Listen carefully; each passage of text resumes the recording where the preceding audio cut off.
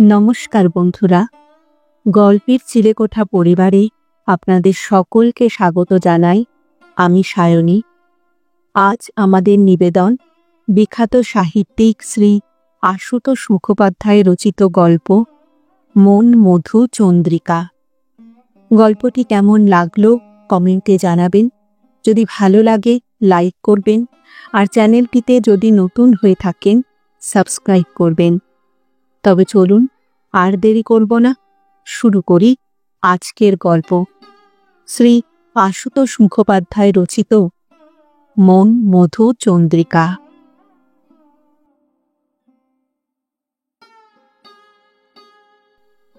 রোজ দেখা হয়।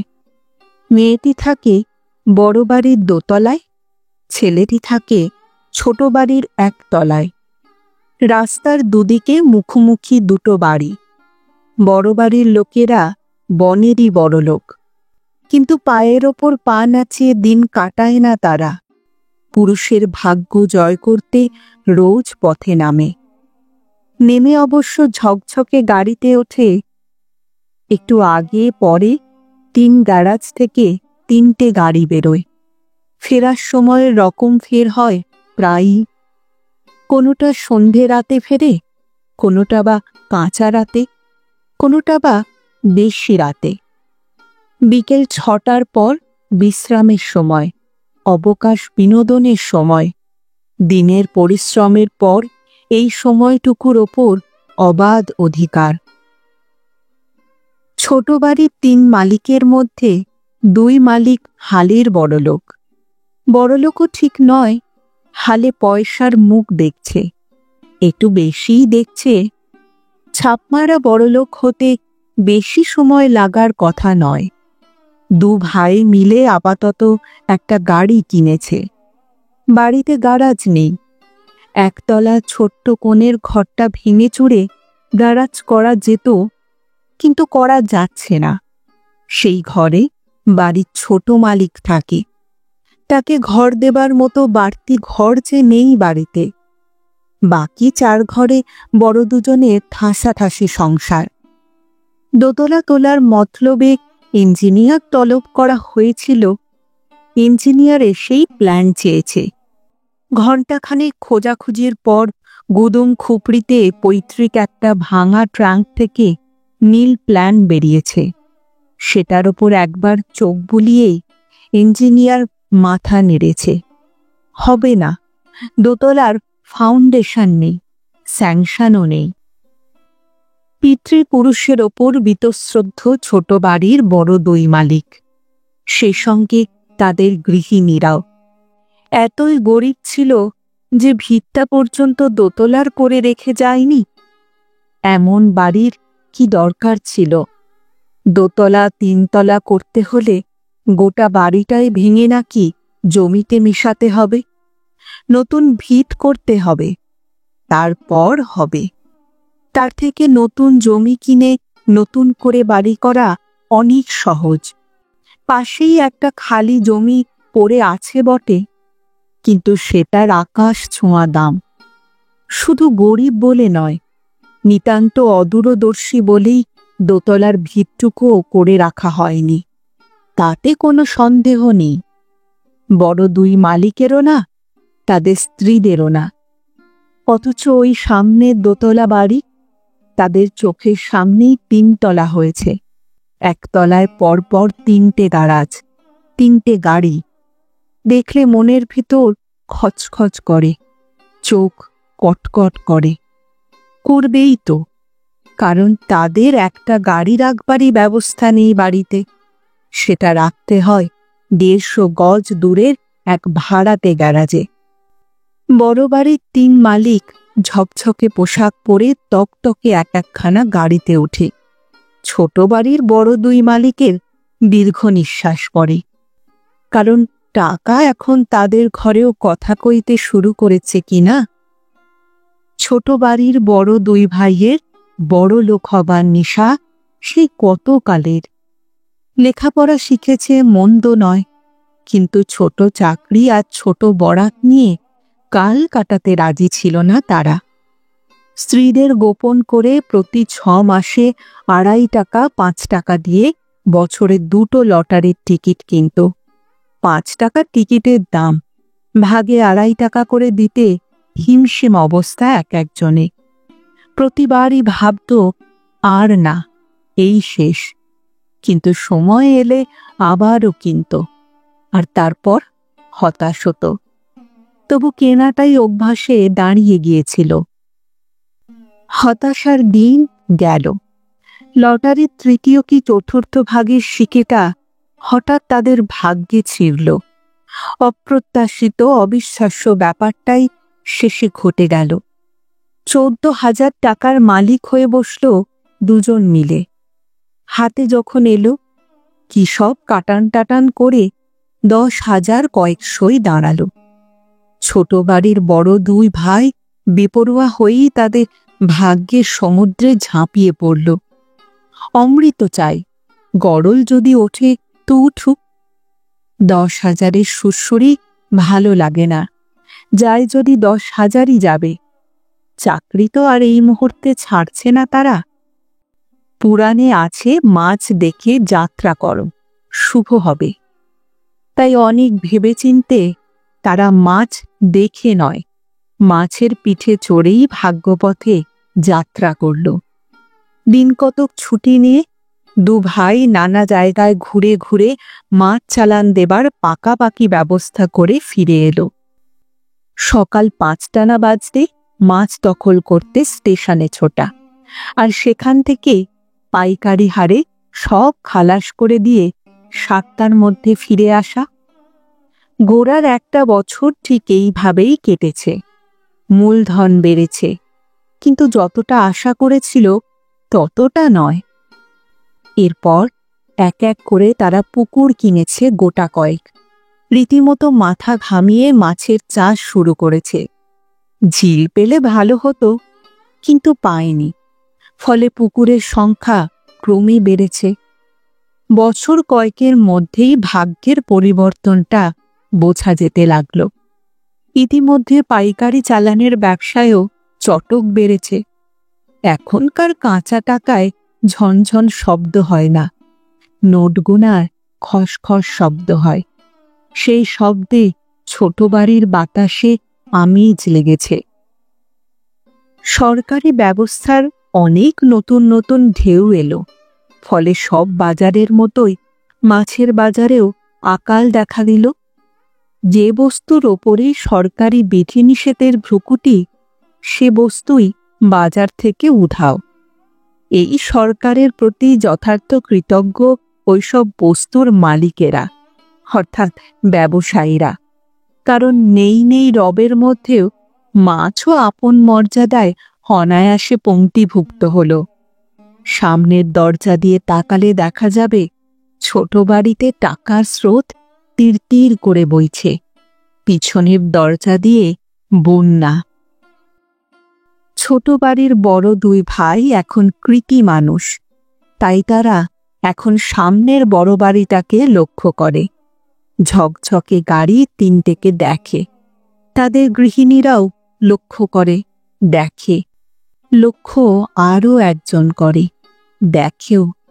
ছোট বাড়ির কোণের খোপড়ি ঘরের ছোট মালিক অভয় দত্ত। কিন্তু সে ওই 4 তলা চকচকে বাড়িটা দেখে না, ঝকঝকে গাড়িগুলোও না। জানালায় দাঁড়িয়ে দিবারাত্র বিছানো শয্যায় চিৎপাত হয়ে শুয়ে বা হাতল ভাঙা কাঠের চেয়ারটায় বসে বড় বাড়ির দোতলার একজনকে দেখে সে। একটি বউকে, মাত্র গত বছর যার বিয়ে হয়েছে, ওই বড় বাড়ির ছোট মালিকের সঙ্গে। বয়স যার বড়জোর 21, নিবিড় কালো টানা 2টো চোখ, গায়ের রং ফর্সা নয়। কিন্তু বারান্দায় এসে দাঁড়ালে লাজুক পথচারীও ঘুরে ফিরে মুখখানা দেখে নেয়। পরিমিত দীর্ঘাঙ্গী, পরিমিত নিটোল পেলব 2 বাহু, এক পিঠ কোমর ছড়ানো ঠাস বুনোট চুল। ছোট বাড়ির অভয় দত্ত তাকেই দেখে। বিধাতার যত্নে গড়া একখানি জীবন্ত বিনম্র শিল্পকে দেখে। আর পথ চলতি যে মানুষেরা ফিরে ফিরে তাকায় তাদেরও লক্ষ্য করে, ঈর্ষা করে না, বরং খুশিতে হাসে মিটি মিটি। সে মোহগ্রস্ত হয়নি, অর্ধেক মানবীকে অর্ধেক কল্পনা দিয়েও সাজায়নি। পথের লোক ফিরে তাকায় কারণ তাদেরও দৃষ্টি প্রসন্ন হয়, না হলেই বরং নিজের চোখের ওপর বিশ্বাস কমত অভয় দত্তের। ও বাড়ির ছোট মালিকের বিয়ের মাস কয়েকের মধ্যে মাত্র বার কয়েক দেখেছিল বউটিকে। লক্ষ্য করলে আরও বেশি দেখতে পারত, কিন্তু লক্ষ্য করার চোখ ছিল না তখন। তাছাড়া নতুন বউ তার ঘরের লাগোয়া ওই একফালি বারান্দা এসে যখন দাঁড়াত, মাথায় তার ঘোমটা থাকত। তখন শীতের শেষ, গায়ে উলের চাদর জড়ানোও থাকত। মাস কয়েক বাদে এক দুপুরে অভয় দত্ত হঠাৎ একদিন আবিষ্কার করল তাকে। সেদিন আকাশে মেঘ ছিল, ঠান্ডা বাতাস দিচ্ছিল, দূরে শূন্যে পাখে ৩-৪টে চিল উড়ছিল। খুপড়ি ঘরের শয্যায় বুকে বালিশ চেপে উপর হয়ে কলম বাগিয়ে মগজ ওলটপালট করে কড়া গোছের একটা কবিতা লিখে ওঠার চেষ্টায় তন্ময় হয়েছিল অভয় দত্ত। 5 কাগজে 5টা কবিতা সে পাঠিয়েছিল। 3টে ছাপা হয়েছে, 2টো ফেরত এসেছে। ফেরত আসেই, কিন্তু একটা ফেরত এলে নতুন 3টে কবিতা না লিখে ওঠা পর্যন্ত তার মেজাজ ঠান্ডা হয় না। সেদিন একই দিনে 2টো কবিতা ফেরত আসার ফলে তার ভেতরে দ্বিগুণ তাপ। কবিতা ফেরত এলে কবির কেমন লাগে সেই অনুভূতির একটা বুক ছোঁয়া বাস্তব রূপ দেবার সংকল্প তাই সে নিয়েছে এই কবিতায়। কিন্তু হঠাৎ গুমোট তাড়ানো একটা ঠান্ডা বাতাস গায়ে এসে লাগতেই সামনের জানলা দিয়ে বাইরের দিকে তাকালো অভয়। চোখ দুটো দূরের চিলোরা শূন্যের দিকে উধাও হতে গিয়েও আচমকা বাধা পেয়ে থমকালো।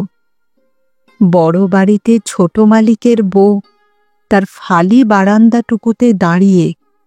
গোল মতো ছোট্ট বারান্দা, একসঙ্গে 3 জন স্বচ্ছন্দে দাঁড়াবার মতো প্রশস্ত নয়। বউটি সেইখানে দাঁড়িয়ে আছে। দাঁড়িয়ে যে আছে নিজেও জানে কিনা সন্দেহ। শিথিল একখানা হাত রেলিংয়ের ওপর, সামান্য ঠেস দিয়েছে কি দেয়নি। আধখানা ঘরে দূরের মেঘলা শূন্যের দিকে চেয়ে আছে। বাতাসে তার শাড়ির আঁচল উড়ছে, খোলা চুল উড়ছে, কিন্তু সে দাঁড়িয়ে আছে পটে আঁকা মূর্তির মতো। কাছে নেই, দূরেও নেই, দুনিয়ার গণ্ডির মধ্যেই নেই যেন। অভয় দত্ত কখন বুকের বালিশ ছিঁড়ে উঠে বসেছে, কখন নেমে এসে জানলায় দাঁড়িয়েছে, আর কতক্ষণ ধরেই বা সমস্ত সত্তা দিয়ে দেখছে এই দুর্লভ সমাহিত চিত্র, কিছুই জানে না। কবিতা লেখা হয়নি, একখানি কবিতা দেখছে সে দাঁড়িয়ে দাঁড়িয়ে। ঠিক এমন করেই দুপুর পেরিয়ে বিকেল গড়িয়ে যেতে পারত, কিন্তু যায়নি। চিত্রে প্রাণে সাড়া জাগল খুব ধীরে। কোনো অনন্ত পরিক্রমা সেরে বউটি এইমাত্র ফিরল। ফিরে যেন ঘুরে দাঁড়ালো। দূরে তন্ময় দৃষ্টি সামনে ছোট বাড়ির জানলায় এসে হোঁচট খেল হঠাৎ। মুহূর্তের জন্য সচকিত হলো হয়তো, কিন্তু বিরক্তির আড়ম্বর কিচ্ছুটি করল না। সরসে চলে গেল না তক্ষুনি। নিবিড় দৃষ্টিটা জানলা থেকে সরিয়ে কাছে দূরের বাড়ির দিকে ফেরালো বটে, একবারও এদিকে হয়তো আর তাকালো না।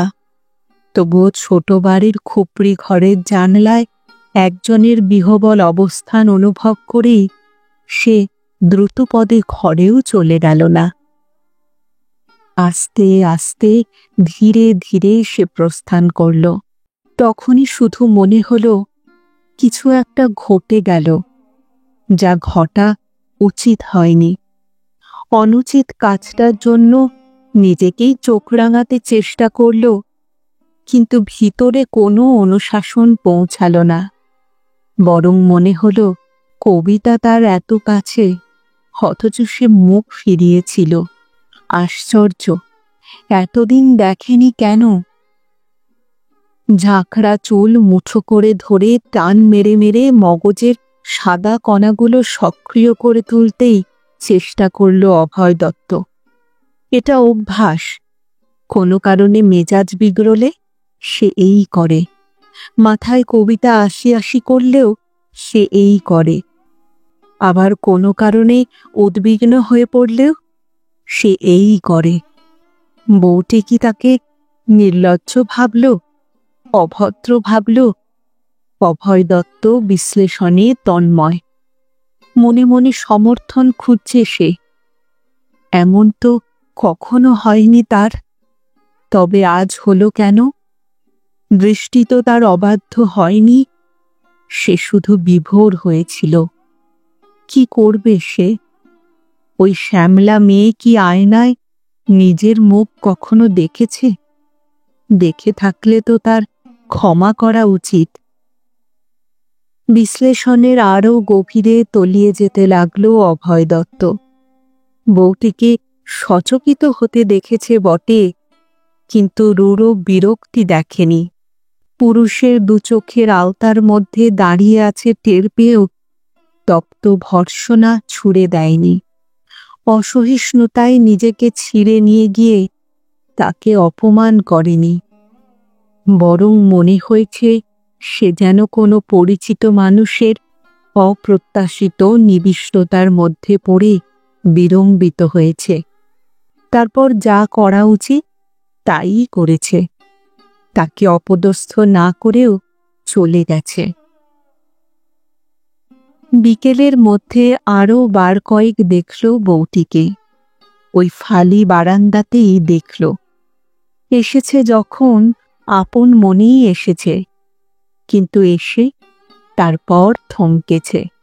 জানলার দিকে চোখ পড়তে দু একবার এদিক ওদিক তাকিয়ে আবার চলে গেছে।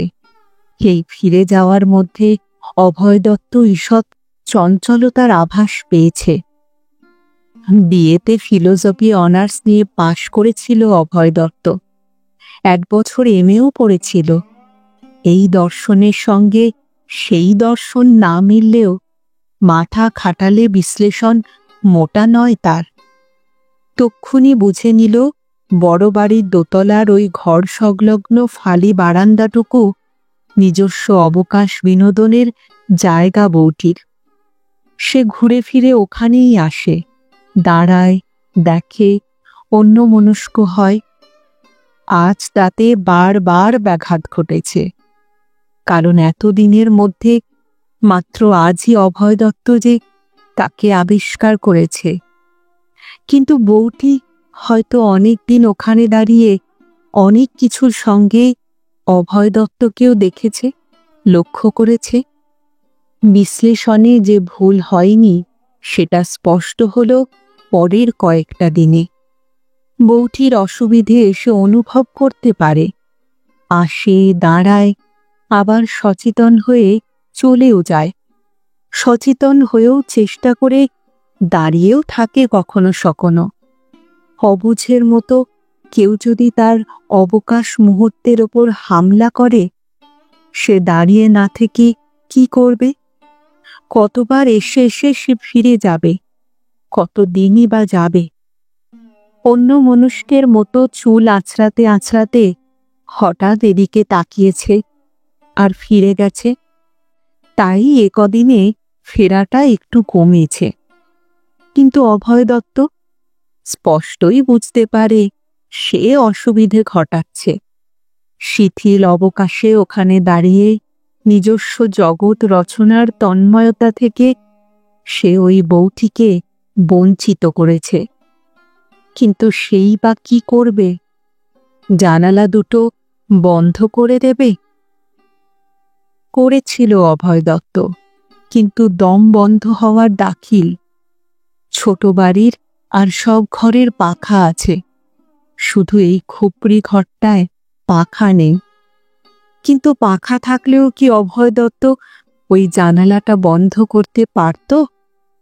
চোখ বুজে ভাবতে চেষ্টা করেছে, পাখাও কল্পনা করেছে, কিন্তু তখনও অন্তরাত্মা বলেছে, খুলে দাও, খুলে দাও। খুলে দিয়েছে অভয় দত্ত। পুরাণের প্রণয় কাণ্ডে বিশ্বস্ত পরিচারিকাদের বিশেষ একটা ভূমিকা ছিল। সে যুগ আজ বাসি বটে, তবু জেনে হোক বা না জেনে হোক, এ যুগেও কখনো সখনো তারা এই ভূমিকায় অবতীর্ণ হয়ে থাকেন। ছোট বাড়ির পুরনো ঝি মানদা।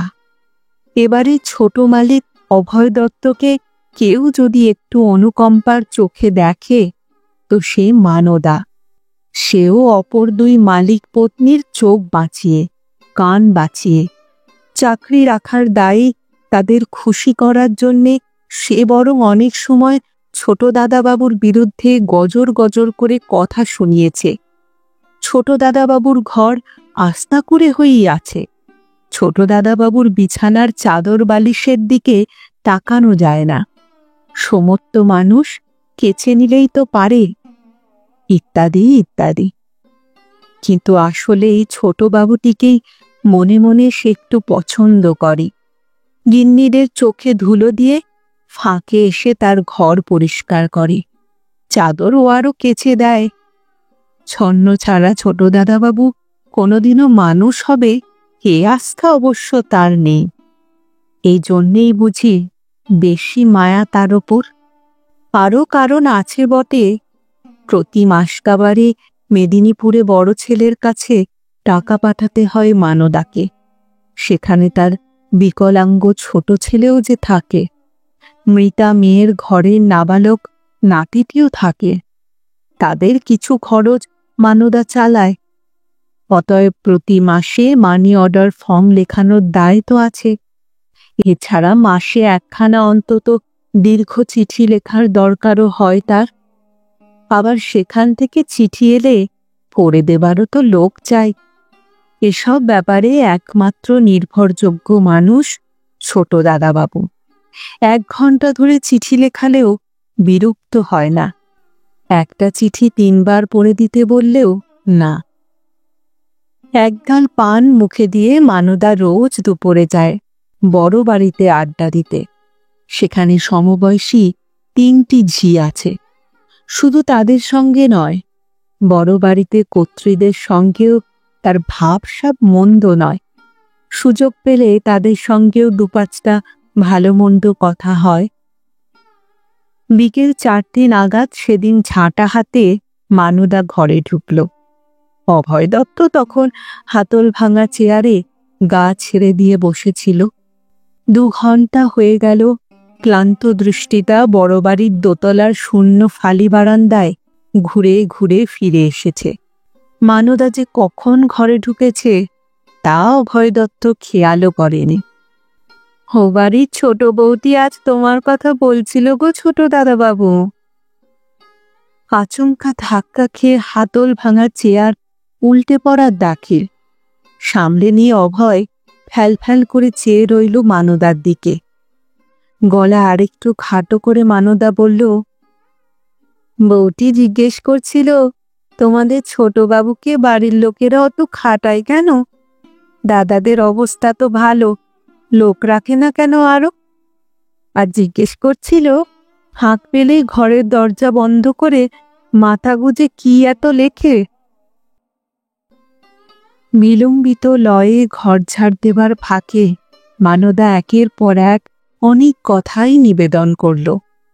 বউটি বড় লক্ষ্মী, অন্য বউগুলোর মতো নয়। বড় ঘরে পড়েছে বলে এতটুকু দিমাগ নেই। সকাল বিকেল বাড়ির ফাইফরমাস খাটতে দেখে, আর দুপুরে ঘরে বসে থাকতে দেখে বলে বউটি ধরে নিয়েছিল ছোট দাদাবাবু লেখাপড়া তেমন করেনি, তাই চাকরি বাকরিও তেমন জোটেনি। মানদা তখন বলেছে, বাড়ির মধ্যে সকলের থেকে বিদ্বান হল ওই ছোট দাদাবাবু। জল পানি পেয়েছে, 3টে পাশ দিয়েছে, শেষটাও দিত, মতি হলো না বলে দিল না। বলেছে এ পর্যন্ত 5টা চাকরি ছেড়েছে ছোট দাদাবাবু। কবিতার ভূত মাথায় চেপে থাকলে চাকরি করা কি আর হয়? বলেছে ছোট দাদাবাবু একজন মস্ত কবি, তার কবিতা ছাপার অক্ষরে কত কাগজে দেখা যায়। ফাঁক পেলেই ছোট দাদাবাবু মাথা গুজে শুধু কবিতা লেখে, আর কিছু লেখে না। লোকে কত রকম নেশা করে, কিন্তু ছোটবাবুর কবিতা লেখার নেশা। দুটির কাজ সম্পন্ন করে মানুদা চলে গেছে, কিন্তু কবি অভয় বিহ্বল, মোহগ্রস্ত। খালি বারান্দার নিজস্ব জগৎটুকুতে দাঁড়িয়ে অনেক দিন ধরে অনেক কিছুই লক্ষ্য করেছে। তাহলে দাদাদের দিন ফেরার পর থেকে বাড়িতে চাকর একটা আছে বই কি, তবুও থলে হাতে বৌদিদের ফর্দ নিয়ে রোজ বাজারে যেতে হয় তাকে। তাদের যুক্তি ভালো, শক্ত সমর্থ মানুষটা যাচ্ছেই যখন, সঙ্গে চাকর দেবার দরকার কি? সে ততক্ষণে বাড়ির কাজ করুক। শুধু বাজার নয়, সপ্তাহে রেশন তাকে আনতে হয়, ঘিয়ের টিন, তেলের টিন হাতে করেও তাকেই বেরোতে হয়। খুব ভোরে উঠে দুধ আনার দায়টাও যে তারই। এরকম আরো অনেক আছে। অভয় দত্ত অম্লান বদনে সব করে, এতে তার আত্মসম্মান খোয়া যায় না এতটুকু। সে চাঁদ দেখা ফুল দেখা কবি নয়, তার কবিতায় মন গুনগুন করে না, করেও যদি শেষে ফুল ফোটায়। সে আধুনিক যুগের কবি, যন্ত্রণা যুগের কবি। যা করছে তা না করলেই বরং তার কবি জীবন অসম্পূর্ণ। কিন্তু তবুও এরপর মুশকিল একটু হলো।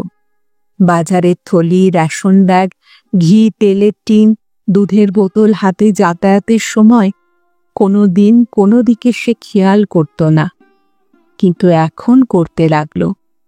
রোজ যে বউটিকে দেখতে পেত এমনটা নয়, আবার কোনো দিন দেখতেও পেত। কোনোদিন ফালি বারান্দায় দাঁড়িয়ে আছে, কোনোদিনও বা জানালার সামনে। কবিতা ফেরত আসার কবিতাটা আর লেখা হয়নি অভয় দত্তর। তার বদলে লিখেছে তুমি বাস্তবে নেই। অর্থাৎ কবির দেখা যে বাস্তবে কুৎসিতের ছড়াছড়ি, সে বাস্তব প্রাণীর ওপর সাড়ম্বর সমাধি রচনায় মগ্ন। সেই বাস্তবে দাঁড়িয়ে আছে একজন, অথচ কোনো কুটিলতা, কোনো গ্লানি সেই অনন্যাকে স্পর্শ করেনি। কবিতাটা এক নামী সাপ্তাহিক পত্রে ছাপা হয়েছে। সম্পাদক বলেছিলেন ভালোই। এই মন্তব্যটুকুর মূল্য 10 টাকা। তার কবিতার দাম এখনো 10 টাকার বেশি ওঠেনি, কিন্তু এর 10 গুণ, 1000 গুণ মূল্য সে পেয়েছে। সামান্য একটুখানি কৌতুক কণা এমন হৃদয়ের সম্পদ হতে পারে, কে জানত? যন্ত্রণা যুগের কবি অভয় এ সম্পদের খবর রাখত না। বিকেলের দিকে বড় বৌদি তার ছেলেকে দিয়ে ডাক্তারের কাছে পাঠিয়েছিল কবি দেওরকে। ছেলের কাশি কমছে না সেই অভিযোগ। তাকে ডাক্তার দেখিয়ে ওষুধ কিনে ফেরার সময়ও ছেলের মাকে ডাক্তারের অভয়বাণী শুনিয়ে আর ওষুধ বুঝিয়ে দিয়ে নিজের খুপড়ি ঘরে ঢোকা মাত্রই এই বিষয়। প্রথমে খেয়াল করেনি বউটির হাতে ওটা কোন কাগজ, কারণ ফালি বারান্দায় প্রথমে শুধু একজনের আবির্ভাবটুকুই অনুভব করেছে। তারপর ভালো করে লক্ষ্য করতেই বুকের তলায় হৃৎপিণ্ডটা সজোরে লাফিয়ে উঠেছে। তার হাতে সেই সাপ্তাহিক, যেটাতে তুমি বাস্তবে নেই ছাপা হয়েছে। রেলিংয়ে আলতো ঠেস দিয়ে গভীর তন্ময়তায় সে কাগজটা পড়ছে, কিন্তু অভয় দত্ত হলক করে বলতে পারে, গম্ভীর একটুও না। হলক করে বলতে পারে, শ্যামলা মেয়ের ওই গাম্ভীর্যে কৌতুক ঠাসা, এমনকি হলক করে বলতে পারে কাগজটা সে পড়ছেই না।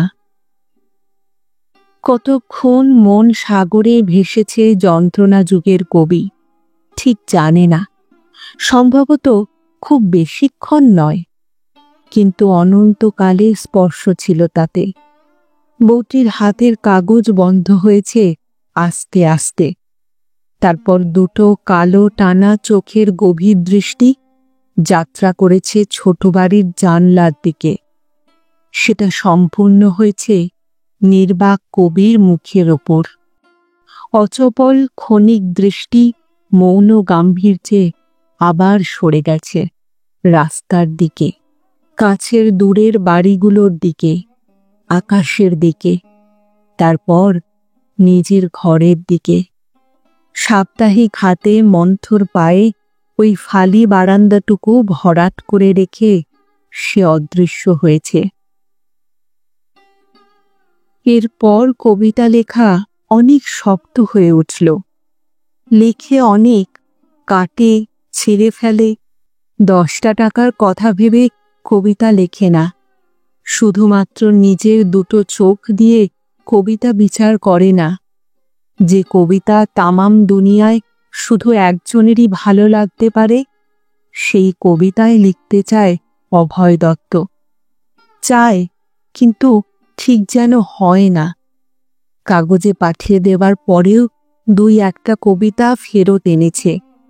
কবিতা ছাপার পর দুরু দুরু প্রতীক্ষা তার। সে প্রতীক্ষায় যাতনা, আবার সে প্রতীক্ষায় আনন্দ। চোখে পড়ল না পড়ল না, ভালো লাগলো না লাগলো না। অভয় দত্তর অনেকবার ইচ্ছে হয়েছে মানদার হাত দিয়ে কাগজ পাঠিয়ে দেয়, কিন্তু দেয়নি কখনো। এই দুর্বলতা জয় করতে পেরেছে বলেই সে পরে নিজের কাছেই কৃতজ্ঞ হয়েছে। পছন্দসই কবিতা মাত্র 2-3টে নামকরা মাসিক সাপ্তাহিকে পাঠিয়ে থাকে। বিহবল আনন্দে আবিষ্কার করেছে ওই কটা সাপ্তাহিক পত্রই বড় বাড়ির দোতলার বউটি রাখে, আর পুরস্কারও দেয়। যখনই কোনো কবিতা ছাপা হয়, ফালি বারান্দার আলসেতে ঠেস দিয়ে, নয়তো 1 পিঠ চুল ছড়িয়ে ঘরের খোলা জানলার মেঝেতে বসে সেই সংখ্যাটা তাকে পড়তে দেখা যায়। দিন যায়, মাস যায়, রোজ দেখা হয়, কিন্তু কথা হয় না। ছোট বাড়ির বদ্ধ গরম খুপড়ি ঘরের যন্ত্রণা যুগের এক কবির সঙ্গে বড় বাড়ির ফালি বারান্দার বাস্তবে নেই এমন এক অনন্যার রোজই দেখা হয়, কথা হয় না। এই দেখা হওয়াটুকুর মধ্যেও কোনো আতিশয্য নেই, কোনো ছলচাতুরিও নেই। এই দেখা হওয়া প্রশান্ত মৌন নীরবতায় সম্পূর্ণ। বউটির নাম দীপান্বিতা। বিয়ের আগে সেও একটি ছোট্ট বাড়ির ছোট্ট ঘরে থাকত। কপাল গুণে সে বড় ঘরে এসেছে। তার বাপের বাড়ি আর শ্বশুর বাড়ির মানুষদের তাই ধারণা। বড় 2 যা মস্ত ঘর থেকে এসেছে। অবয় ভাবে কপাল গুণেই বড় ঘরে এসেছে বটে, কিন্তু কার কপাল গুণে সে নিয়ে নিঃসংশয় নয়। বাপের বাড়ির আদরের নাম দীপু। কাকারা ভাবে দীপুর বাপের ইচ্ছেই পূরণ হয়েছে। ভদ্রলোক নামী শিল্পী ছিলেন, কিন্তু বস্তুতন্ত্রীয় দৃষ্টি কম ছিল বলে নামের দাম কমই পেয়েছেন। সমস্তটা জীবন অনটনের মধ্যে কাটিয়েছেন। দীপুর মায়ের সেই খেদ একটু বেশি মাত্রাতেই ছিল। সেই খেদ নিয়ে তিনি অসময়ে চোখ বুজেছেন। বাবা যখন ছবি আঁকতেন, দীপু তার সামনে বসে থাকত। কলেজের বই পড়ত, কবিতার বই পড়ত, আর মাঝে মাঝে বাবার সঙ্গে তার চোখাচোখি হয়ে যেত। বাবা মাঝে মাঝে অন্যমনস্ক হয়ে তারই দিকে চেয়ে থাকতেন। কি তিনি ভাবতেন জানে না দীপু, কিন্তু তার ভাবনাটা পরে কাকাদের কথা থেকে বুঝে নিয়েছিল। তিনি ভাবতেন যেমন করেই হোক মেয়েকে তার বড় ঘরে দিতে হবে, মায়ের মতো অসচ্ছলতার ছায়া ওর জীবনে আর পড়তে দেবে না। হঠাৎ তাই খাটুনিও বাড়িয়ে দিয়েছিলেন তিনি। মা মারা যাবার পর থেকেই শরীর ভালো যাচ্ছিল না বাবার। তার উপর রাত জেগে ছবি আঁকতেন। কাকারা বাধা দিতেন। তখনই তাদের কাছে মনের বাসনাটা ব্যক্ত করেছিলেন তিনি, মেয়েকে বড় ঘরে দিতে হবে। কিন্তু দীপু বলবে কাকে? বড় ঘরের স্বপ্ন সে কোনো দিনও দেখেনি। বাবার এই ছোট্ট ঘরের সুচিতা তার ভালো লাগে। বাবার সমাহিত তন্ময়তার ফাঁক দিয়ে এক একটা ছবি যখন জীবন্ত হয়ে ওঠে, দীপু নির্নিমেষে দেখে চেয়ে চেয়ে। বাবার সঙ্গে সেও ক্ষুধা তৃষ্ণা ভুলে যায়। বাবা তার বাসনা সফল করে যেতে পারেননি। মা মারা যাবার 1 বছরের মধ্যেই তিনিও গত হয়েছে। দীপান্বিতা সবে আইয়ে পড়ছে তখন। তারপর কাকারাই তার বাবা হয়েছে। সকলেই ভালোবাসতেন তাকে। বাবা মারা যাওয়ার পর তারা আরও কাছে এসেছেন। দীপান্বিতা বিয়ে পাশ করার পর কাকারা তার বিয়ের জন্য ব্যস্ত হয়েছেন। বিয়ে আরও আগেই হতে পারত। বিয়ে সে নিজেই করতে পারত। আইয়ে পড়ার সময় থেকেই সে বিয়ে ক্লাসের ছাত্রদের চিঠি পেতে শুরু করেছিল। না, একটা ছেলেও কোনো রকম অশোভন চিঠি লেখেনি তাকে।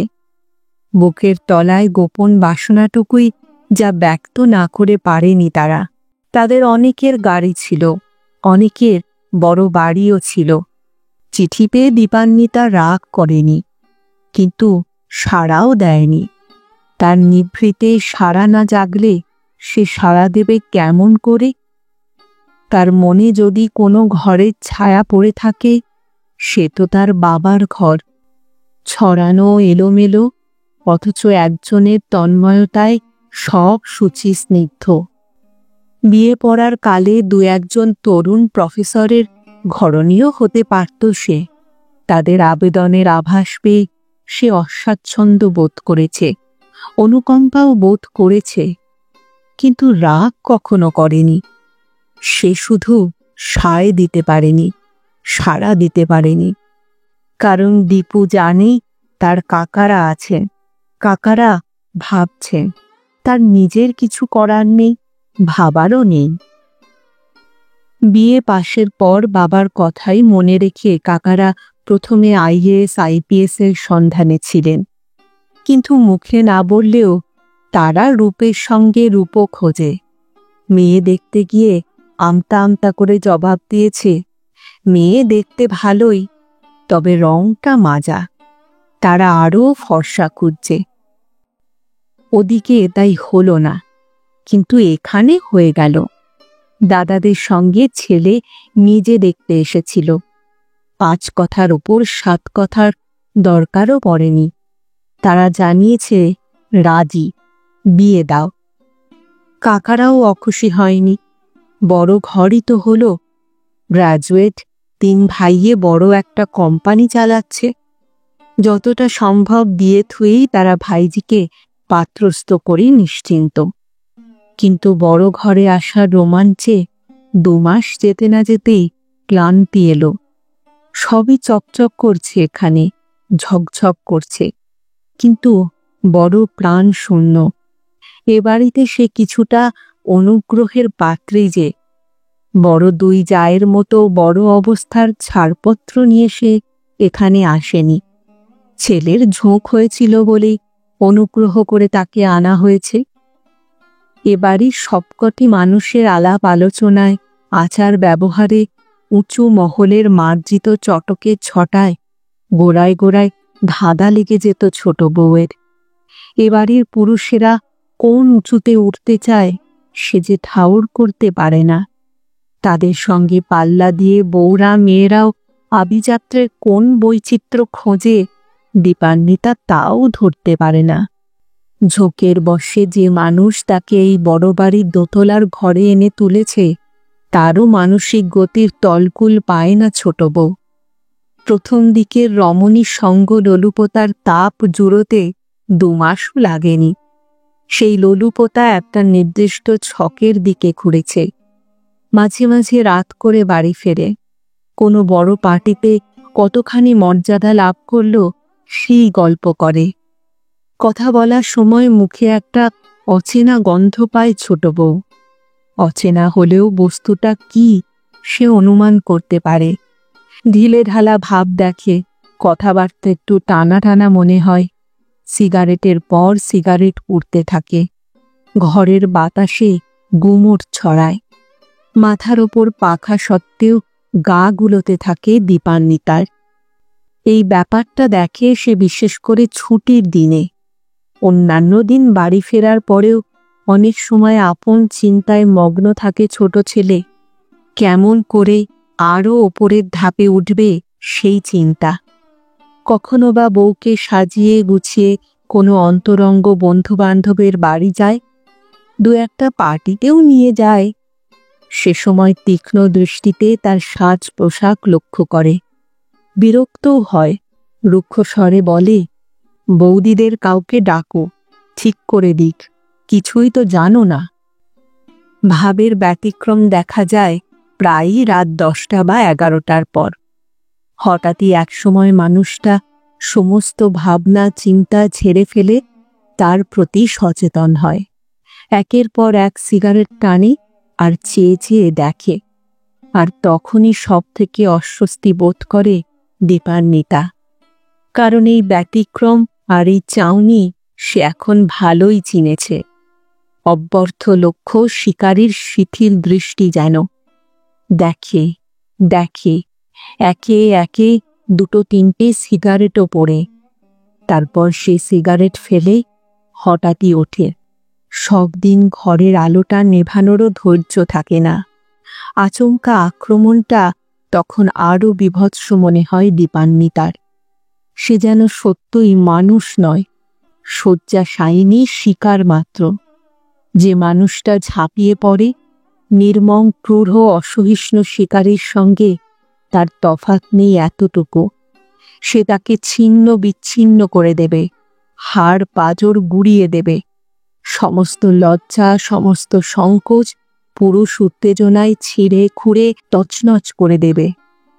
এই মানসিকতার মধ্যেই ক্রমশ ভারী একটা বৈচিত্র্যের দিকে চোখ গেছে দীপান্বিতার। যে বৈচিত্র্য তাকে টেনেছে সেটা ওই ছোট বাড়ির একতলার খুপড়ি ঘর। নড়বড়ে টেবিলে মুখ বুজে বা এলোমেলো শয্যায় উপুর হয়ে একটা ছেলে সারাক্ষণ বসে কি সব লেখে। সারাক্ষণ বলতে যতক্ষণ ঘরে থাকে। এক মাথা ঝাঁকড়া কোকড়া চুল, আধময়লা জামা কাপড়, মুখখানা ভারী মিষ্টি অথচ করুণ। বড় বড় চোখে সর্বদাই যেন কি এক তন্ময়তা।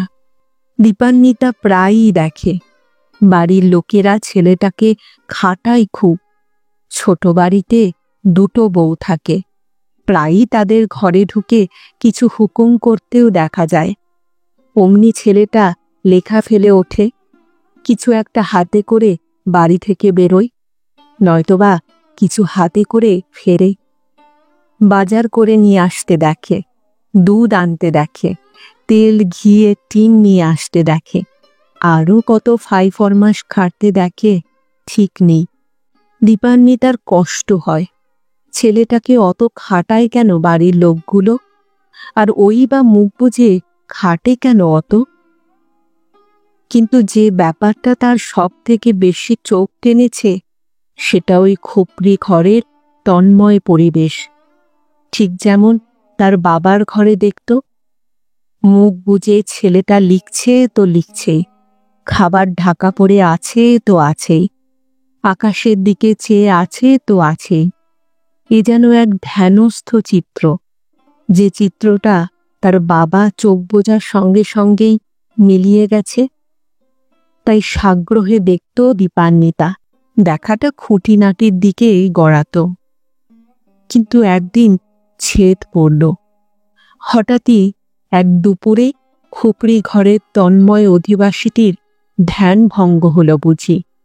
ওই ঘরের মানুষের তন্ময় দৃষ্টি এবার এদিকে ফিরল। এদিকেই তন্ময় হতে থাকল। ও বাড়ির ঝিয়ের মুখে শুনল ছোট দাদাবাবু অশিক্ষিত বলে বাড়িতে বেকার বসে থাকে না, ভাইয়ের বউদের ফরমাইশও খাটে না, বাড়ির মধ্যে বরং সেই সব থেকে শিক্ষিত। তবুও তার এই দুরাবস্থার কারণ তার মাথায় কবিতার ভূত চেপে আছে। বড় বাড়ির কারো সাহিত্যকৃতির বালাই নেই। কাগজ বলে দুখানা খবরের কাগজ আসে এই পর্যন্ত। হঠাৎ সাহিত্যপত্র আসতে লাগল। মানদার মুখে ওদের ছোট দাদাবাবুর নাম শোনার পর নামটা একেবারে যেন অপরিচিত লাগল না দীপান্বিতার। কারণ বাপের বাড়িতে দু একখানা মাসিক সাপ্তাহিক নিয়মিত আসত, সেগুলো আদ্যপান্ত পড়ত দীপান্বিতা। কোনো কবিতা ভালো লাগলে তা অনেকবার করে পড়ত। ছাপা কবিতা তাই চোখে পড়তে লাগলো মাঝে মাঝে। ভালো লাগে, কিন্তু বিচার বিশ্লেষণ সে করে না। কাগজ খুলে কবির নামটা দেখলেই সে খুশি। সেই খুশির চোখ নিয়ে যা পড়ে তাই ভালো লাগে। বিচার বিশ্লেষণ না করে বাবার এক একটা ছবি আঁকা শেষ হলেই যেমন ভালো লাগতো, অনেকটা সেই রকম। বিশ্লেষণ করা বা খুঁটিয়ে দেখাটা পরের ব্যাপার, কিন্তু এই পরের ব্যাপারটাই গণ্ডগোলের ব্যাপার হয়ে দাঁড়াচ্ছে ক্রমশ। যতবার পরে ততবার যেন দীপান্বিতার সুরে বাঁধা হৃদয়ের তারে সূক্ষ্ম থেকে সূক্ষ্মতর অনুভূতির মোচড় পড়ে। দাদাদের উপেক্ষায়, ভাই বউদের গঞ্জনায় নির্বিকার কবি নিজেরই মধ্যে একটি সাম্রাজ্য গড়ে বসে আছে। সেখানে বসে নিবিষ্ট চিত্তে বেদনার স্বর নিক্ষেপ করে চলেছে একের পর এক। বুক যার আছে তাকেই খুঁজে ফেরে সেই স্বর, তাকেই বেঁধে।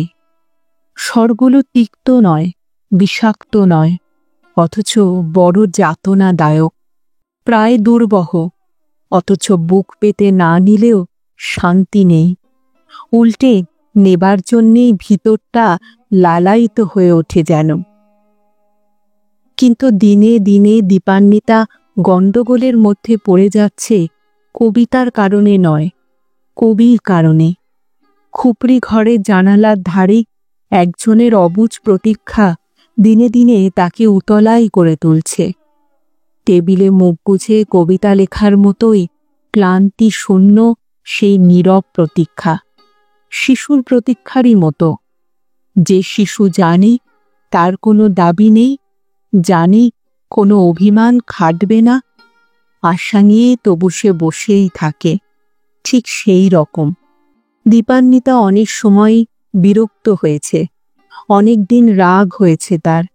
গোঁ ধরে খালি বারান্দায় সে আসেনি, ঘরের জানলায় এসেও সে দাঁড়ায়নি, কিন্তু শেষে আবার হার মেনেছে, না এসে পারেনি। ছোট বাড়ির খুপড়ি ঘরের জানালায় ঘন্টার পর ঘন্টা সেই অবুঝ প্রতীক্ষায় তাকে টেনে এনেছে শেষ পর্যন্ত। না এলে আরও ঘন্টা কেটে যাবে কে জানে। ঢাকা খাবার তুলে খাবেও কিনা সন্দেহ। জ্বালা দিনে দিনে বাড়ছে দীপান্বিতার। কোনো কবিতা ছাপা হলেও সেই অধীর প্রতীক্ষা সে টের পায়। সে পড়ল কিনা না জানা পর্যন্ত ঘরের মধ্যে পায়চারি করবে আর জানালায় এসে এসে দাঁড়াবে। একটা কিছু ভালো কাজ করলে দাবিহীন শিশু তার কল্যাণময়ীর কাছে যে আকুতি নিয়ে একটু বাড়তি দাক্ষিণ্য আশা করে, সেই গোছের আকুতি, সেই গোছের আশা। অতএব কবিতা ছাপা হলে সেই কাগজ হাতে ধরে ফালি বারান্দায় এসে না দাঁড়িয়ে বা ওটা নিয়ে ঘরের খোলা জানলার ধারে না বসেও পারে না শেষ পর্যন্ত। ৩-৪ দিনও এই দাক্ষিণ্য থেকে বঞ্চিত করে দেখেছে দীপান্বিতা। কাগজ হাতে নিয়ে সে বসেনি বা ফালি বারান্দায় গিয়েও দাঁড়ায়নি। সেই কটা দিন যে ওদিকে আর এক অক্ষরও লেখা হয়নি বা লেখার চেষ্টাও করা হয়নি, তাও খুব ভালো করেই লক্ষ্য করেছে। শেষে দীপান্বিতা হার মেনেছে, হাল ছেড়েছে। সেই কবিতা ছাপা মাসিক বা সাপ্তাহিক হাতে ফালি বারান্দায় এসে দাঁড়িয়েছে, নয়তোবা জানালার ধারে এসে বসেছে। তারপরেই নীরব অস্থিরতার উপর প্রলেপ পড়েছে। নতুন উদ্যমে কবিকে আবার নতুন রচনায় তন্ময় হতে দেখা গেছে। তার বাড়ির মানুষের উপদ্রবেও সেই তন্ময়তায় ছেদ পড়তে দেখে প্রায়ই। ওই একজনের প্রতি সকলের উপেক্ষার গঞ্জনার ফিরিস্তি মানদার মুখেও কম শোনেনি, নিজের চোখেও দেখেছে। ছোট বাড়ির দুই বউয়ের কেউ না কেউ ওই খুপড়ি ঘরে এসে হাত মুখ নেড়ে কি যেন বলে গেল, লেখা ছেড়ে উঠতে হলো। ঝি বা চাকর এসে কি যেন জানিয়ে গেল, লেখা ফেলে উঠতে হলো। ছোট ছেলেমেয়েরা এসে কার কি হুকুম পেশ করে গেল, ভাবনা জলাঞ্জলি দিয়ে কলম ফেলে উঠতে হলো। দীপান্বিতা সবই লক্ষ্য করে। রাগ হয় তার, বাড়ির মানুষগুলোর ওপর রাগ হয়, আর যে ওঠে তার উপরেও। চিরায়ু বিদ্যাপতি কবিতাটার প্রশংসা বৃদ্ধ সম্পাদক একটু বেশিই করলেন। কয়েকজন নামী কবি চিঠি লিখে ওই কবিতাটার জন্যে কবি এবং সম্পাদক দুজনকেই ধন্যবাদ জানিয়েছে। ইদানিং অভয় দত্তর প্রায় কবিতা প্রসঙ্গে অনেক কাব্যানুরাগীর মুখে একটু আধটু প্রশংসা শুনছিলেন সম্পাদক। চিরায়ু বিদ্যাপতি ছাপা হবার পর আর নামী কবিদের মিলিত স্বাক্ষরের অভিনন্দন পত্র আসার পর অভয় দত্তর কবিতার দাম 10 থেকে 15 টাকায় তুলে দিয়েছেন সম্পাদক, এবং কবি আসতেই হাসি মুখে সে খবরটা তাকে জানিয়েছেন। কিন্তু কবি অভয় দত্ত এক বিচিত্র নিবেদন পেশ করেছে তার সম্পাদকের কাছে। টাকা না বাড়ালে সে একটুও ক্ষুণ্ণ হবে না, টাকা একেবারে না দিলেও সে আপত্তি করবে না। তার শুধু একটাই আবেদন, নামী কবিদের ওই সহৃদয় প্রশংসাপত্রটি তার কাগজে ছেপে দিতে হবে। বৃদ্ধ সম্পাদক সানন্দেই রাজি হলেন, টাকাও দিলেন, প্রশংসাও ছাপলেন। চিরায়ু বিদ্যাপতি ঠিক এই গোছের সমাদর পাবে অভয় দত্ত কল্পনাও করেনি। সে শুধু অনুভূতির কথাই লিখেছিল। ওর মধ্যে চমক লাগাবার মতো কিছু আছে এখনো সে ভাবে না। কবিতার মর্মকথা, বাণীকে না দেখলে কবি বিদ্যাপতির কাব্যের উৎস যেত শুকিয়ে, লেখনী যেত থেমে, আর দেখলে তার চোখের সম্মুখ থেকে অন্ধকারের অবরোধ যেত সরে। লেখনী চলত কলস্বিনী তটিনীর ধারার মতো। কিন্তু ভাবিকালের কবিদের প্রতি কি সুবিচার করে গেছেন এই রাজকবি বিদ্যাপতি। যুগ গেছে, শতাব্দী গেছে, সেই দেখার তৃষ্ণাটি তিনি এভাবে ছড়িয়ে রেখে গিয়েছেন কেন আগামীকালের কবিদের চেতনা মানুষে? এই যন্ত্রণা যুগের চিত্র কি তিনি কল্পনা করতে পেরেছিলেন? ওই তৃষ্ণা সম্বল কবিরা এ যুগে বাণী কোথায় পাবে? পায় না বলেই তো আজ তারা যত বাস্তবের ডাস্টবিন নিয়ে ঘাঁটাঘাঁটি করে। কিন্তু তবু যুগের এই যাতনাবিদ্ধ কবি, তার পুরোধা কবি বিদ্যাপতির কাছে কৃতজ্ঞ। তিনি শুধু তৃষ্ণা ছড়িয়েই ক্ষান্ত হননি, এই অকরুণ বাস্তবের মধ্যে প্রেরণারূপিণী রানীর কল্পনাটিকেও তিনি অমর করেই রেখে গেছেন। সে কল্পনার রূপ ধরে একটি দুটি রানীর দেখা আজও মেলে। যে ভাগ্যহতরা সেই কল্পরমণীর সন্ধান পেল না, পুরোধা কবিকে তারা অভিশাপ দিক, ব্যঙ্গ করুক, কিন্তু অভয় কবি সে অভিশাপ দেবে না, ব্যঙ্গও করবে না। কারণ অনিশ্বে সেই বেদনার তটে দাঁড়িয়ে ঘুমের ঘোরে হোক, স্বপ্নের ঘোরে হোক বা জাগরণের মধ্যেই হোক, সে ওই চিরায়ুষ্মতী প্রেরণা রূপিণীকে দেখেছে। কথা হয়নি, কিন্তু দেখা হয়েছে। বড় বাড়ির ফালি বারান্দায় ছোট বউ এসে দাঁড়িয়েছে। কালো চোখের গভীর দৃষ্টি ছোট বাড়ির খুপড়ি ঘরের জানালায় এসে বিমনা হয়েছে। হাতে কাগজ নিয়ে আসেনি, কাগজ নিয়ে জানলায়ও বসেনি, কিন্তু চিরায়ু বিদ্যাপতি পড়া যে হয়েছে সেটুকু অনুভব করতে অভয় দত্তর একটুও সময় লাগেনি। তার প্রেরণা রূপিণী সগোচরে এসেছিল হয়তো, কিন্তু দাঁড়িয়েছিল অগোচরে। তার বিমনা দৃষ্টি বিহবল হয়েছিল বুঝি কোনো সে যুগের এক রাজকবির বাতায়নের দিকে চেয়ে। কিন্তু যুগের বাস্তবে বিদ্যাপতি যে নেই, বাতায়নও নেই, থাকলেও স্বীকৃতি নেই। ছোট বাড়ির দিন বদলাচ্ছে বলেই সেখানে এক অকর্মণ্যের অবস্থান ক্রমেই চক্ষুশূল হয়েছে সবার। পৈতৃক বাড়িতে তার একটা থাকার জায়গার দাবি আছে, সেটা সকলেরই জানা। দাবি আছে বলেই তাকে বরদাস্ত করা আরও কঠিন। শুয়ে বসে কাব্য করে দিন কাটাবে আর অপরের ঘাড়ে বসে বসে খাবে, এমন দাবি স্বীকার করে নেওয়ার দায় কারও নেই। অতএব অলসতার খোঁচা খেস ঠিসাবা লেগেই আছে।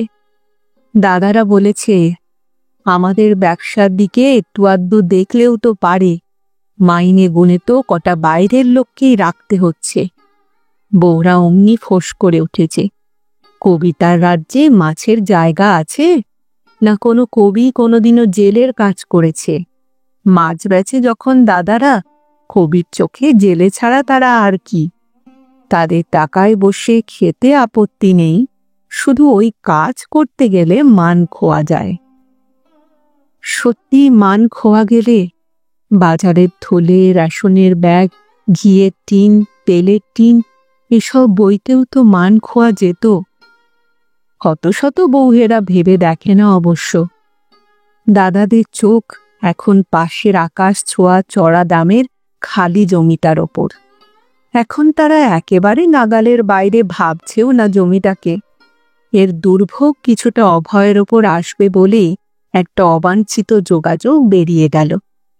জমির মালিকের ছেলে অভয়ের অন্তরঙ্গ বন্ধুই ছিল এককালে, এখন দেখা সাক্ষাৎ কম হয়। অতএব দাদারা প্রস্তাব দিল, ছোট ভাইয়ের ঘোরাঘুরি করে চেষ্টা করা উচিত জমিটা কিছু সস্তায় মেলে কিনা। কিন্তু বৌদিরা ঘাড়ে চেপে বসল একেবারে। সকালে, দুপুরে, সন্ধ্যায় ছোট দেওরের ঘরে এসে হানা দেয়, উপদেশে জর্জরিত করে জমির মালিকের কাছে ঠেলেও পাঠাতে চায় বারবার। অভয় গিয়েছিল, খোঁজ খবরও করেছিল, কিন্তু ছেলের বন্ধুকে সস্তায় জমি ছেড়ে দেবে এমন আশা নিয়ে সে যায়নি। এমনকি বন্ধুর কাছ থেকে উঠতে এমন ভরসা পায়নি। মোট কথা ব্যর্থ হয়ে ফিরেছে। এই ব্যর্থতাও বৌদিদের কাছে অকর্মণ্যতা আর নিষ্পৃহতার নজির। তাদের মতে একদিন গেলে কিছুই হয় না, প্রত্যহ ঘোরাঘুরি করা দরকার, লেগে থাকা দরকার। কিন্তু ছোট দেওরে সেই উৎসাহের একান্ত অভাব। দাদার ঘাড়ের ওপর বসে খায় যে, নির্বিকার চিত্তে তাকে শুয়ে বসে কাব্য করতে দেখলে কার না পিত্তি জ্বলে? ছোট বাড়ির দুই বউয়ের অন্তত জ্বলে। জমির তাগিদ দেবার সংকল্পে যখন তখন তারা ছোট দেওরের ঘরে হানা দিয়ে একটা ব্যাপার লক্ষ্য করেছে ইদানি। দেওরটি চিৎপাত হয়ে শুয়ে শুয়ে আজকাল আর সময় কাটায় না বেশিক্ষণ, জানলার ধারে দাঁড়িয়ে থাকে, নয়তোবা ভাঙা চেয়ার জানলাটার ধারে টেনে নিয়ে বাইরের দিকে চেয়ে থাকে। কবিতা লেখাও যেন আগের থেকে কমেছে একটু। কতদিন ঘরে ঢুকে দেখেছে তারা, কবি দেওর এত তন্ময় যে ঘরে কি এলো না এলো টেরও পায়নি, আর টের পেলে কেমন যেন চমকে ওঠে। দুই বউই এই ব্যাপারটা ঠিক লক্ষ্য না করলেও দেখেছে।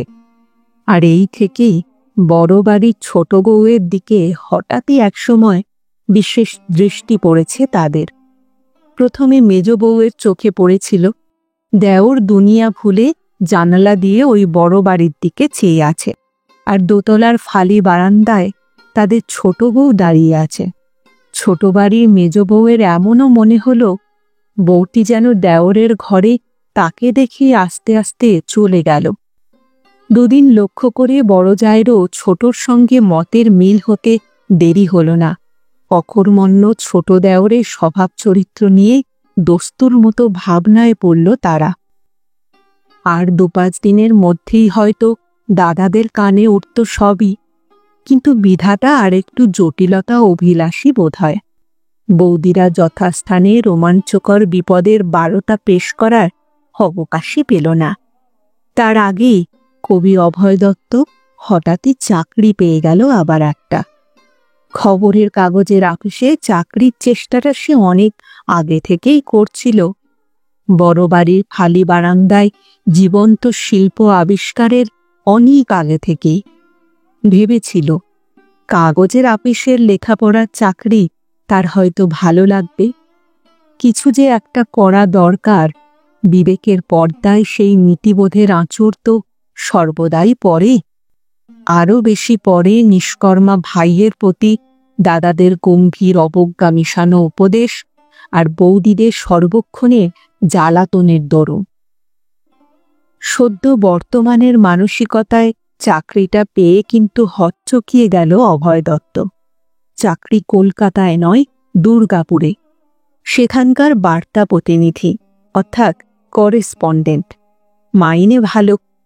অভয় দত্ত বিমর্ষ। চাকরি হলই বা যদি, এখানে হলো না কেন? কিন্তু এ চাকরি হাতে পেয়ে ছেড়ে দিলে জীবনে সে করবে কি?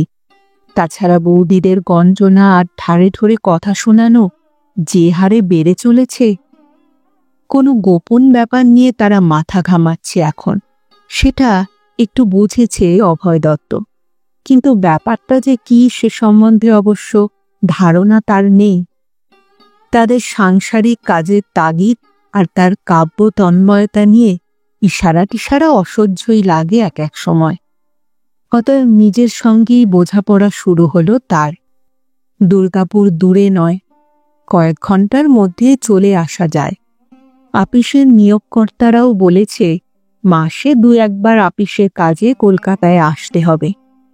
কাগজের আসল অফিস যখন কলকাতায়, কাজের ছুতোয় একবারের বেশিই আসতে পারবে। তাছাড়া কিছুকাল কেটে গেলে চেষ্টা চরিত্র করে কলকাতাতেই যে পাকাপাকি বহাল হতে পারবে না, সেটাই বা কে বলল? অতএব এ চাকরি না নিলেই নয়। নিল অভয় দত্ত। নেবার পর প্রথম বিষণ্ণ অনুভূতির মধ্যেই যেন একটু বৈচিত্র্যের স্বাদও পেল। সেটা নিছক আসন্ন বিরহ বৈচিত্র্য। এই তো বারান্দা এসে দাঁড়ালো, জানেও না ২ দিন বাদে তাকে আর দেখতে পাবে না। কিন্তু জানবে নিশ্চয়। মানদাই বলবে, অভয়ের ধারণা ওই বউটি তাকে জিজ্ঞেস করে জেনে নেবে। তারপর কি হবে? অভয় দত্ত ভাবতে চেষ্টা করেছে কি হবে। বউটির মুখে বিষাদের ছাপ সে যেন স্পষ্ট দেখতে পাচ্ছে। দাদারা শুনে বলল, খুব ভালো, যাও। মাইনে শুনে একটু বেশি নিশ্চিন্ত বোধ করল তারা। সব মিলিয়ে শুরুতে ৩২০ টাকা পাবে সে। যদিও এ টাকা তাদের কাছে টাকাই নয় আজকাল, কিন্তু কবি ভাইয়ের যা দাম, ৩২০-র বদলে ১২০ শুনলেও তারা খারাপ বলতো না। বৌদিরা অবশ্য ৩২০ শুনে অবাকই হয়েছিল। এই নিষ্কর্মা মানুষকে কত টাকা দেবার আছে কেউ, এটাই প্রায় বিস্ময় তাদের কাছে। মুখে তারাও খুশি হতে চেষ্টা করল বটে, কিন্তু তাদের গোপন উদ্দীপনাটুকু একটু স্তিমিত হয়ে গেল। পরপর ৩ দিন ছোট বাড়ির খুপড়ি ঘরের জানালা বন্ধ দেখে বড় বাড়ির ছোট বউ দীপান্বিতা অবাকই বটে। প্রথম দিন এই ব্যাপারটা দেখে ধাক্কাই খেল একটু। গণ্ডগোলের কিছু হয়েছে? মানদা বলেছিল ও বাড়ির ২ গিন্নি একটুও সদয় নয় দেওরের ওপর। তারাই নিজ কিছু ধরে নিয়ে গোলমাল পাকিয়েছে কিছু।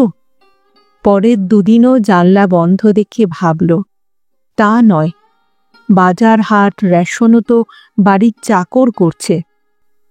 তারপরই ভয়ে বুকটা কেঁপে উঠল তার। হঠাৎ বাবার মৃত্যুটা মনে পড়ল। ওই খুপড়ি ঘরটার সঙ্গে তার বাবার স্মৃতি যেন অচ্ছেদ্য হয়ে আছে। খারাপ কিছু অসুখ বিসুখ করলো তাহলে? দিনকাল তো ভালো নয়। ভয়ানক ছটফট করতে লাগলো সে। এই কদিনের মধ্যে মানদাটা পর্যন্ত আসেনি, এলেও সে টের পায়নি। 4 দিনের দিন মানদাকে ধরা গেল। ওপরে ডেকে নিয়ে এলো তাকে। তারপর সাদাসিধে ভাবেই বাড়ির খবর জিজ্ঞেস করল। এ কথা সে কথার পর একগাল হেসে কুশল সমাচার জানালো মানদা। ছোট দাদাবাবুর মস্ত চাকরি হয়েছে দুর্গাপুরে, সেখানে সে চলে গেছে।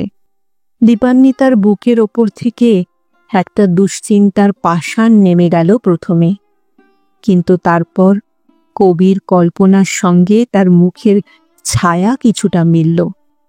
একটু বিষণ্ণই বোধ করল সে, কিন্তু আমল দিল না। ভালোই করেছে, পুরুষ মানুষের কাজ করেছে। তবু কোথায় যেন ব্যতিক্রমের মতো লাগছে। থেকে থেকে মনে হচ্ছে তার বাবা যদি একটা ভালো চাকরি করত কেমন লাগতো। না, ভালো লাগতো না। চাকরি বাবাকে মানাতো না। এও যেন অনেকটা সেই রকমই। খুপড়ি ঘরের ওই কবি মানুষ চাকরি করতে গেছে, ঠিক যেন মানায় না। তবুও ভাবতে চেষ্টা করল, ভালোই হয়েছে, খুব ভালো হয়েছে। বিধাতার যোগাযোগ বড় বিচিত্র। অনেক সাধ্য সাধনা করে শ্বশুরবাড়ি থেকে দীপান্বিতার 15 দিনের ছুটি মঞ্জুর করল তার কাকারা। 2 কাকার 2 মেয়ের একই দিনে বিয়ে। আগে পরে মিলিয়ে 15 দিনের মেয়াদে দীপান্বিতা বাপের বাড়ি চলে গেল। কিন্তু এদিকে 5 দিন যেতে না যেতেই ছোট বাড়ির মানুষেদের গালে হাত। চাকরিতে সরাসরি ইস্তফা দিয়ে অভয় দত্ত তার সেই খুপড়ি ঘরে ফিরে এসেছে। জীবনের হার মানা হাল ছাড়া একটা মানুষ ফিরেছে যেন। না, দুর্গাপুরে সে টিকতে পারেনি। একটা পলও না, একটা মুহূর্তও না, একটা দিনও না। শূন্যতার এমন নিদারুণ হাহাকার আর কি জীবনে অনুভব করেছে সে? নিজেরই মনে হয়েছে একটা রোগ। এই রোগের প্রশ্রয় দেওয়া চলে না, দিলে তারই বিপদ। জীবনে তাহলে আর কোনোদিনও সে মাথা তুলে দাঁড়াতে পারবে না। তাই চোখ বুজে 4 দিন দাঁত কামড়ে পড়েছিল সে। অক্লান্ত যুঝেছিল নিজের সঙ্গে। কিন্তু কি করবে? না যদি পারে থাকতে, সে কি করবে? দুর্গাপুর শিল্পনগরী, সে শিল্প বিষয়ক করেসপন্ডেন্ট। এ কাজও ভয়াবহ রকমের নীরস, বর্ণশূন্য। শিল্পের খবর লিখতে তার একটুও ভালো লাগে না, এক লাইনও না। সব যেন দুর্বোধ্য, পণ্ডশ্রম। তবু চেষ্টা করেছে সে, লিখেছে, আর তারপর ছিঁড়ে ফেলেছে।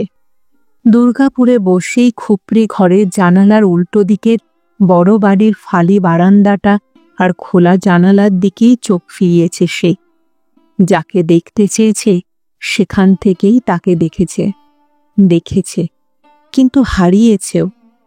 ক্রমে সেই হারানোটাই দুঃসহ মর্মান্তিক হয়েছে, তাই চলে এসেছে। দাদারা গম্ভীর, এরকম যে হবে তারা যেন জানতই। কিন্তু দ্বিগুণ উত্তেজনা আর উদ্দীপনার খোরাক পেয়েছে বৌদিরা। তাদের গোপনে অনেক কথা হলো।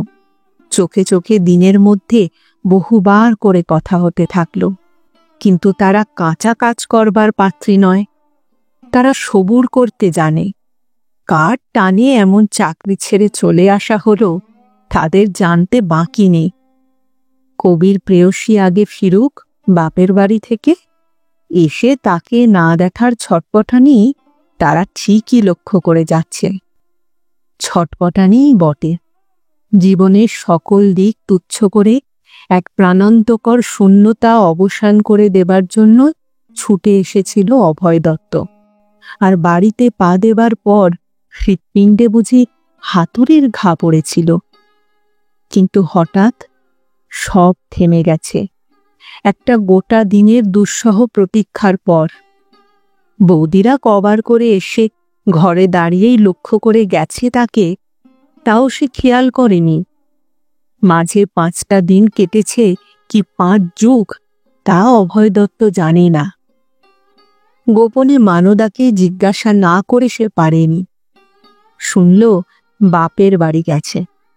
নিশ্চিন্ত হলো একটু বটে, অবজ্ঞা করেনি তাকে, অবহেলা করেনি। কিন্তু আরো 10টা দিন এই শূন্যতার চাপ সে বহন করবে কি করে? কবিতা লিখল একটা, তুমি ছিলে না। 5 দিন বাদে সেই কবিতাটা ছেপে বেরুল। সম্পাদক বললেন তার হাত ক্রমেই মোলায়ম হচ্ছে, ভাব স্নিগ্ধ হচ্ছে, বাস্তবের আগের সেই কর্কশ দিকটা অনেক নরম হয়েছে। কবিতার সার রূঢ় বাস্তব কবিকে টেনে নিয়ে গেছে কঠিন কর্মক্ষেত্রে, কিন্তু কবি হার মেনেছে সেই বাস্তবের কাছে। হার মেনে সে পালিয়েছে। তারই পরাজয়ের অপরাধ আর গ্লানি দুনিয়ায় একজন অন্তত ক্ষমা করবে, কিন্তু এসে দেখল সেই একজনই নেই। সমস্ত গ্লানি মুছে দেবে এই আকুতি নিয়ে কবি যে ছুটে আসবেই তার কাছে, এটুকুও সে অন্তর দিয়ে অনুভব করেনি। বাস্তব দুনিয়ার বাস্তব উৎসবে সাড়া দিতে গেছে সে, তাই সে নেই।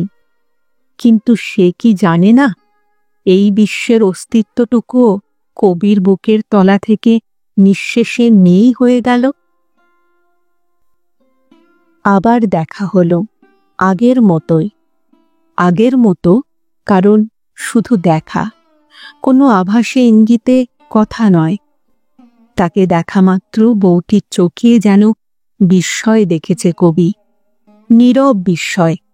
তার পরদিন যেন একটু অনুযোগ, গম্ভীর, প্রচ্ছন্ন। অভয় দত্ত তক্ষুনি বুঝেছে তার ফেরার সমাচার আর সেই সঙ্গে বাড়ির মানুষদের অভ্যর্থনার সমাচার বউটি মানদার কাছে পেয়ে গেছে। কিন্তু ওই অনুযোগও একদিনেরই অনুযোগ। তারপরেও গম্ভীরই বটে, কিন্তু অপ্রসন্ন নয়, অকরুণ তো নয়ই। একটিও কথা হয় না, তবুও নিঃশেষে জানে অভয় দত্ত তার কবিতার অভিমান ওইখানে পৌঁছেছে। বউদের কাছ থেকে দাদারা ছোট ভাইয়ের মতিগতির একটা পূর্ণ চিত্র পেল। দাদারা নিজেরাও লক্ষ্য করল। তারপর তাদেরও কিছুমাত্র সন্দেহ থাকল না। প্রথমে ব্যাপারটা নিয়ে নিজেদের মধ্যে গভীর আলোচনায় মগ্ন হল, কিন্তু রাস্তা কিছু খুঁজে পেল না।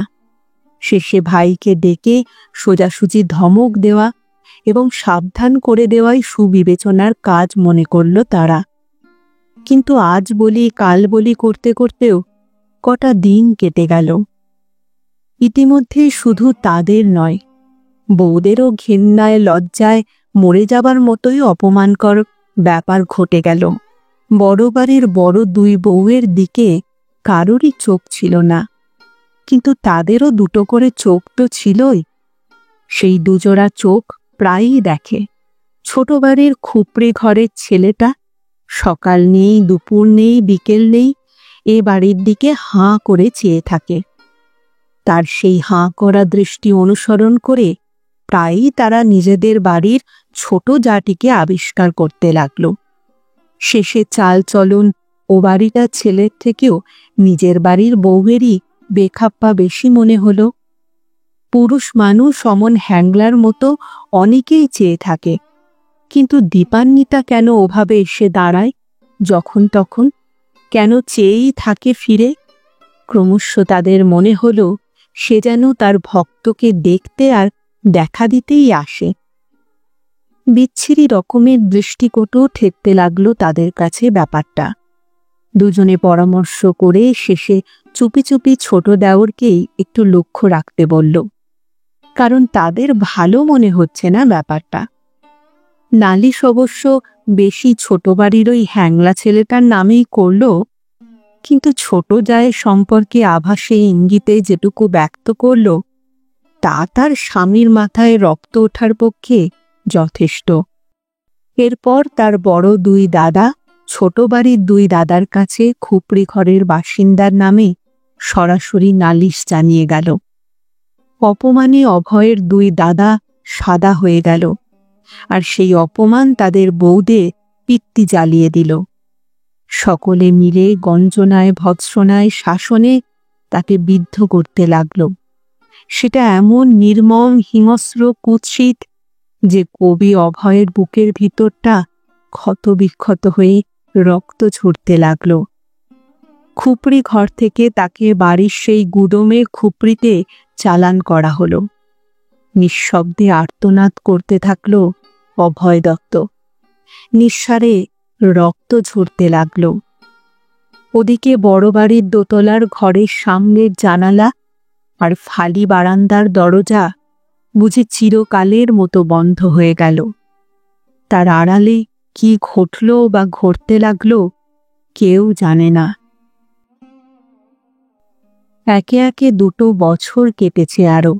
ছোট বাড়ির খুপড়ি ঘরের এক কবির রোজ বিকেলে দেখা হয় এখন আবার। দেখা হয় বটে, কিন্তু কেউ কাউকে দেখে না, কথা হয় না, অথচ ইচ্ছে করলেই কথা হতে পারে।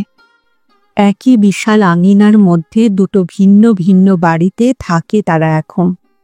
বিকেলে একই বাগানে বেড়ায় তারা এবং আরও অনেকে। তবুও কথা হয় না, কারণ কেউ কাউকে চেনে না তারা। কলকাতার থেকে দূরে এটা একটা নামকরা মানসিক হাসপাতাল। বড় বাড়ির ছোট বউ থাকে দোতলার এক ঝকঝকে সুইটে। মাসে সেজন্য মোটা টাকার মানি অর্ডার আসে বড় বাড়ি থেকে। বড় ঘরের বউয়ের কষ্ট বা অসুবিধে বা অসম্মান হতে দেয়নি বড় বাড়ির লোকেরা। আর ছোট বাড়ির খুপড়ি ঘরের কবি অভয় থাকে অদূরের ফ্রি কোয়ার্টার্সের এক ফ্রি বেডে। অনেককে ধরা করা করে বড় ভাইয়েরা তার জন্য এইটুকু কর্তব্য করেছে। তারা জানে না বড় বাড়ির ছোট বৌমার হঠাৎ কি হলো, কোথায় গেল। বড় বাড়ির লোকেরাও ধরে নিয়েছে দাদাদের শাসনেই ছোট বাড়ির খুপড়িঘরের হ্যাংলা ছোনাটা কোথাও চলে গেছে। বড় বাড়ির সঙ্গে ছোট বাড়ির এখন সদ্ভাব মন্দ নয়। সম্পর্কটা আরও ভালো হয়েছে ছোট বাড়ির বড় 2 ভাই পাশের ওই চড়া দামের জমিটা কেনার পর। বড় বাড়ি হবে একটা সেখানে, ছোট বাড়িটা ভেঙে ফেলা হবে। হাল ফ্যাশনের বাড়ি তৈরির সর্বাধুনিক যাবতীয় সরঞ্জামের মস্ত কোম্পানি করেই বড়লোক বড় বাড়ির লোকেরা। দুতরফের স্বার্থেই তাই দুতরফের সঙ্গে অনায়াসে খাতির হয়ে গেছে। হাসপাতালের সর্বময় কর্তৃত্ব ডক্টর সোম আর তার স্ত্রী ডক্টর মিসেস সোম এই মানসিক রোগের হাসপাতালটি চালান। বহু গবেষণা আর পরীক্ষা নিরীক্ষার সাধনায় মগ্ন থাকেন ডক্টর সোম। ডক্টর মিসেস সোম তার যোগ্য সহধর্মিণী, যোগ্য সহকারিণী। বড় বাড়ির ছোট বউ মিসেস সোমের কাছে ছোট বাড়ির খুপড়ি ঘরের এক কবির কথা বলে, যার বড় বড় ভাষা ভাষা 2 চোখ, এক মাথা ঝাঁকড়া কোকড়া চুল, যার স্বভাব ফুলের মতো, তন্ময়তা যোগীর মতো। নিজের বাড়ির কোনো লোকের নামে কোনো রকম অভিযোগ নেই তার। সে শুধু সেই কবির কথা বলে আর কাঁদে। ভাইয়েদের নিষ্ঠুর অত্যাচারে কোথায় হারিয়ে গেল সে? কোথাও না কোথাও গিয়ে সে আত্মহত্যাই করেছে নিশ্চয়, নইলে তাকে না দেখে সে আছে কি করে? ছোট বাড়ির খুপড়ি ঘরের কবি ডক্টর সোমের কাছে প্রায় সেই গোছেরই কথা বলে। ভগবানের বড় সুন্দর পবিত্র একটি জীবন্ত শিল্পকে চারিদিকের দরজা বন্ধ করে নিপীড়নে ওরা বুঝি মেরেই ফেলল, হত্যাই করল। নইলে 2 চোখ ভরে সে যে তাকে আশ্বাস দিয়েছিল সে কোথাও আর যাবে না, তার সামনে ওই ফালি বারান্দাতেই এসে দাঁড়াবে, দেখা দেবে। চিকিৎসার কারণে রোগী আর রোগিণীর বাড়ির পরিবেশ দেখতে এসেছিলেন ডক্টর সোম।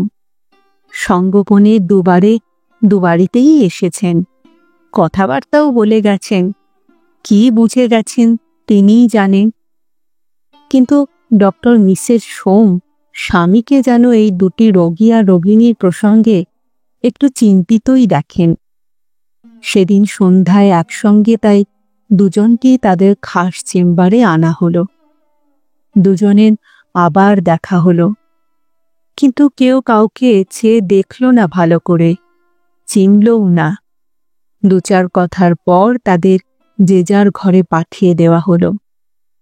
তারপর মিসেস সোম স্বামীকে লক্ষ্য করলেন, একটু চিন্তামগ্ন, একটু যেন বিষণ্ণ। বিশেষজ্ঞ স্বামীর হাতে বহু রোগীকে অনেক দুরূহ জটিলতা মুক্ত হতে দেখেছেন, তাই বিস্মিত তিনি। জিজ্ঞাসা না করেও পারলেন না, খুব সাংঘাতিক কেস তো কিছু নয়, একটু সময় লাগতে পারে, কিন্তু দুজনেই তো ভালো হয়ে যাবে বলে মনে হয়। অত ভাবছ কি? অন্য মনস্কের মতো মানসিক রোগের নামজাদা বিশেষজ্ঞ ডক্টর সোম জবাব দিলেন, আর সেই জন্যই তো আমার এত ভাবনা।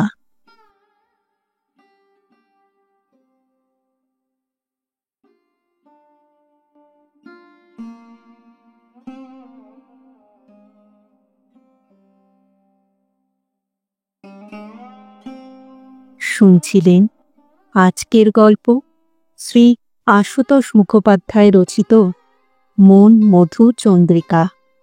ফিরে আসছি আরেকটি নতুন গল্পের সঙ্গে কিছুদিনের মধ্যে।